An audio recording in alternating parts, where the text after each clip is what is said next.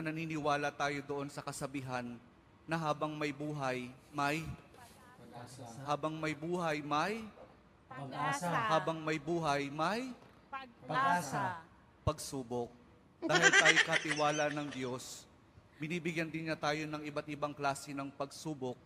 Kaya po doon sa pagsubok na yon, saka pa lang natin mauunawaan na talagang ang ating buhay ay mayroong, habang may buhay, mayroong, Pagsubok. habang may buhay, may Pagsubok. pagbangon. Huwag niyong hayaan na kapag meron kayong pinagdaraan ng pagsubok, ay hindi kayo babangon.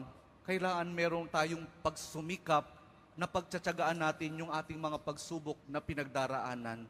At kapag merong pagsubok at merong pagbangon, saka pa lang natin mauunawaan na talagang ang ating buhay, na habang may buhay, may Pagbangon. habang may buhay, may Pagbangon. pag-ibig.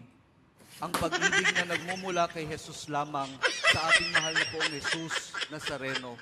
Dahil doon, kapag naunawaan natin itong mga bagay na ito, na habang may buhay, may pagsubok, may pagbangon at may pag-ibig na nagmumula lamang kay Jesus, saka pa lang natin mauunawaan at matatanggap na talagang habang may buhay, may